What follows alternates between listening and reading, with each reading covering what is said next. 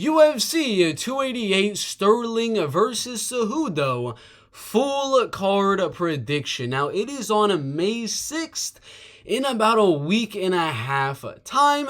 We got a while till the fight happens, so maybe if you're watching later on in the week and a few of these fights get canceled, we get some short notice opponents and things like that. This is an early prediction. There's always a possibility of cancellations and switch-ups and things like that, but I'm going to give my predictions on the fights that are actually scheduled at the moment, starting from the bottom, going our way all the way to the top. I do bet on all of these UFC cards, so check the top link in the description down below to see all of my bets for UFC 288. But with that being said, first fight, Parker Porter and Braxton Smith in the heavyweight division. I mean, the reason they're bringing a guy like Braxton Smith into the UFC is because he's got the power, he's got the excitingness. He's not a really good fighter. He's fought 5 times in 10 months. He's going to be really active and just keep on fighting over and over and over again. He's one of those heavyweights willing to take on a short notice fights pretty much whenever. Parker Porter also is able to take on those tough challenges like Jonathan Almeida and Justin Tafa in his last fight. Did beat some solid guys, Alan Badoya, Chase Sherman, and Josh Parisian. I do believe Parker Porter has more volume than Braxton Smith and is just slowly going to land more shots than Braxton. Round 1, I got Braxton Smith winning. Round 2, I got Parker Porter winning, and I think there's a very good shot Parker could finish Braxton in round number 2, but I got this going all the way. Parker by 29-28 decision. Jalga Zumagulov, Rafael Estevam. We're going to go Rafael Estevam very slightly to go out there and get this finish in round number 2 or round number 3.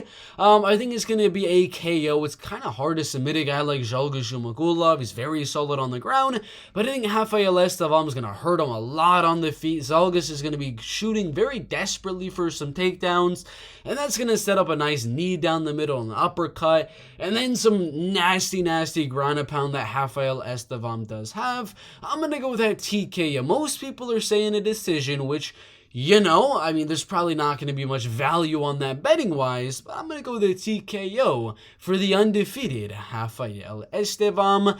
Phil Hawes and Ikram Aliskerov in the middleweight division. I'm going to go Ikram, but the odds are way off on this. I mean, they should be really close, considering that Phil Hawes' striking has been looking really decent in his last few fights. Obviously, his chin really is not the best, getting caught by Chris Curtis as well as Roman Dolidze. But you gotta remember, Roman's a top 10 middleweight. Chris Curtis is a top 15 middleweight as well. I believe Phil Hawes is gonna slightly outstrike Ikram Aliskerov with volume. Ikram is gonna land some of those bigger, harder shots, land the takedown on Phil Hawes. I know Phil Hawes has really solid wrestling and grappling, but because Ikram is able to land such big shots on the feet, that'll set him up to land some takedowns on Phil Hawes, land a little bit of ground and pound as well. And because Ikram isn't necessarily like a KO type of guy, he's more of a Kimura type of guy trying to take you down and submit you, I do think this one goes all the way. Phil Hawes doesn't strike me as a guy that's going to get submitted by Ikram Aliskerov. I got this going to the decision.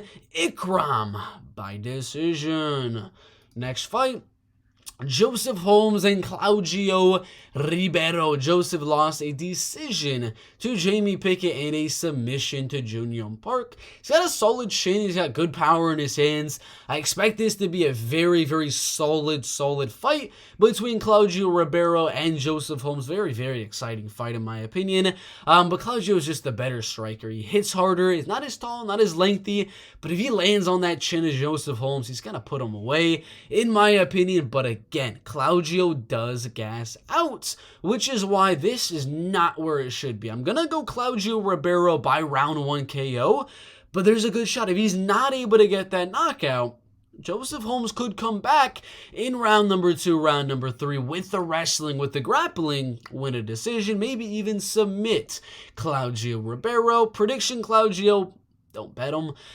Drew Dober, Matt Frivola, this low on the prelims is a travesty, but I got Drew Dober by TKO. Round number 2, round number 3. Round 1, I got Matt Frivola slightly edging out in an absolute barn burner of a round number 1.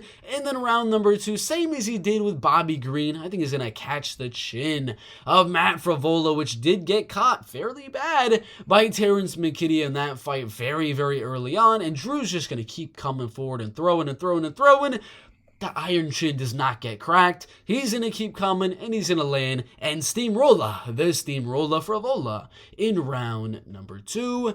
Kennedy and Cejudo, Devin Clark in the light heavyweight division. I got Kennedy winning, but again, I mean, the odds are a little bit off on this. Kennedy's taller, he's lengthier.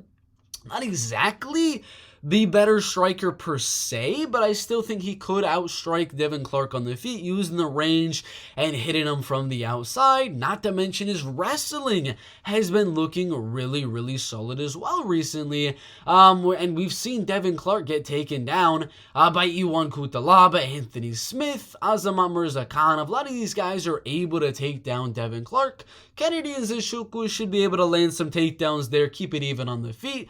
And by a lot of these people saying KO, I think the odds are going to be pretty decent on Kennedy by decision, because that's what I'm going to go. Kennedy is Cejudo by a decision, considering that Devin Clark lost the decision to Iwan Kutalaba, was able to survive that, and the only guys he's getting finished by are like top 15 level guys.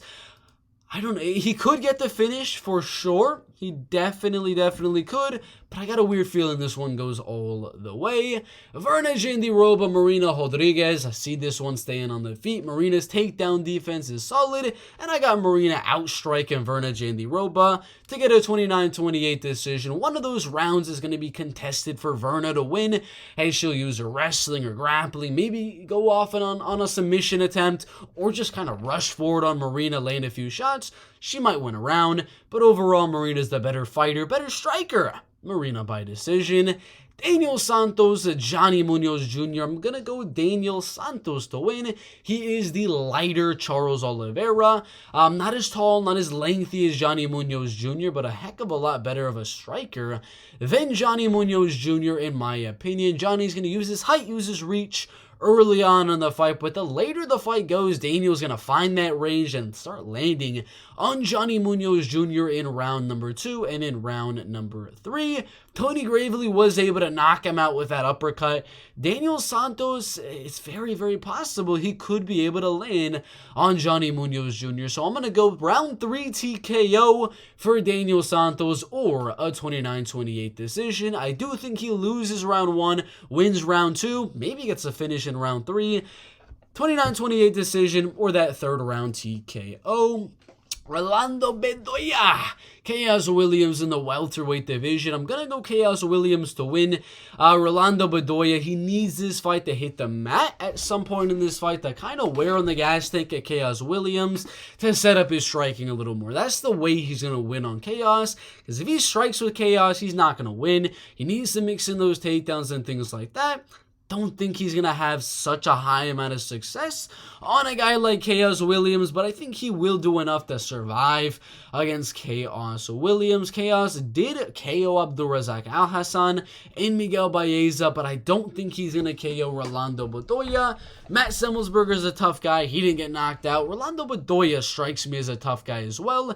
I got this one going all the way, but I expect round number 3 is going to be really close. I mean, Rolando is going to be wobbling all over the place, but I think he's tough. I think he survives. I'm going to go Chaos Williams with the decision. Movsar Evloev, Bryce Mitchell in the featherweight division. I'm going to go Movsar Evloev to win. I've liked his striking recently. He's mixing in a lot of kickboxing and Muay Thai to his recent fights. He's not going to finish Bryce Mitchell like Ilia Topuria was able to do, and he's not going to take him down and dominate him there, submit him like Ilia Topuria was able to do. I do expect this one to be a 3-round striking match from 2 wrestlers and grapplers, and I lean Movsar Evloev. He's just got a little bit more of an arsenal when it comes to that striking. Bryce is taller. Movsar is the reach advantage. I got this one going all the way to almost undefeated guys, I got Mozart by decision. Kron Gracie, Charles Jourdain. In the featherweight division, I got Charles Jourdain winning, defending those takedowns. In round 2 and round 3, not in round number 1 though. Kron will land the takedown round number 1, get close to a submission there, and then Charles Jourdain is going to do Charles Jourdain things and come back in round number 2, round number 3, kind of like he did against Shane Burgos, but he won't get the finish in my opinion. 29-28, Charles Jourdain. Jessica Andrade and Yan Xiaonan. This is honestly a 50-50 in my opinion. They're heavily favoring Jessica Andrade, but the fact is this is probably going to be a striking match, and Yan Xiaonan is taller, she is lengthier, and she could be able to keep the fight at range and possibly outstrike Jessica from the outside. Is that going to be my prediction? No, I'm just saying it's a lot closer than the odds make you think. I am going to go Jessica by a 29-28 decision. I think she finds a way to close that range and just land the bigger shots. Jan's going to land more volume. Andrade is going to land the harder shots. Andrade by decision. Gilbert Burns, Belal Mohammed in the welterweight division. Similar height, similar reach, the age, I mean, none of that really matters. Even the record is pretty similar. But Gilbert Burns is a lot better of a striker than Belal Mohammed. Belal has been improving, but Gilbert really showed how good of a striker he was, and how much he can take a shot from a humongous guy like Hamza Chimaev. I think if he's able to kind of at times kind of outstrike Hamza Chimaev, he should be able to do the same against Belal Muhammad. He's got better jiu-jitsu. Wrestling's pretty nullified, in my opinion, between the two guys. I think Gilbert will defend those takedowns, get close to finishes at some points in round number 2, round number 3. But I got this one going all the way with Gilbert getting a nice 49-46 decision. Henry Cejudo, Aljamain Sterling in the bantamweight division, 33 and 36 years old. I'm going to go Henry Cejudo to win. The reason being, he's got the better fight IQ. He's got slightly better striking. He's not as tall, not as lengthy, but he's able to set up his kicks very, very well. Very, very good at getting inside the distance and landing his shots, faking some takedowns, shooting some takedowns, really mixing in the full arsenal of mixed martial arts into his game. And I think it's a new style Sterling really hasn't seen much of in his MMA career. I mean, he fought TJ, who was kind of just going to go out there and strike with him. Petr Yan, that was planning on just striking with him. Saint Hagen, who was just planning on striking with him. Pedro Munoz, who was just planning on striking with him. Now he can't really go for the game plan of taking the opponent down and out jiu-jitsuing him and getting the backpack and things like that. It's not going to work on Henry. I think Henry keeps this one standing, mixes in takedowns of his own, slightly outstrikes Aljamain. Those takedowns will also help. And I think Henry wins a decision of 48-47, ending the reign of Aljamain Sterling. Those are the predictions for UFC 288, Sterling versus Cejudo. I'm going to go the underdog in Henry Cejudo to win in the main event. I got Gilbert Burns winning in the co-main event. 5 rounds, if anyone wanted to know. I got Jessica Andrade, Charles Jourdain, Movsar Evloev, Chaos Williams, Daniel Santos, Marina Rodriguez, Kennedy Nzechukwu, Drew Dober, Claudio Ribeiro, but that is a much, much closer fight than the odds have it at. I got Akram Aliskerov, same thing. Those odds are way, way closer. Rafael Estevam and Parker Porter. I'm not too sure if Parker Porter's an underdog as of right now. He might be in a few days or something like that, but I do remember that being a very, very close one. Henry's a slight underdog on DraftKings. Very, very slightly in my opinion there. Chaos Williams is the favorite. Kennedy, Drew, Charles Jourdain. Yeah, Parker's a slight favorite. So is Gilbert Burns. So there's a lot of decently close fights on the card, but I only really have one underdog winning on the card, and that is in the main event. Some close fights, some good fights at UFC 288. But those are the predictions. Like and subscribe. Check the description for all of my UFC 288 bets. Thanks for watching. Comment your predictions down below, and we'll see you in the next one.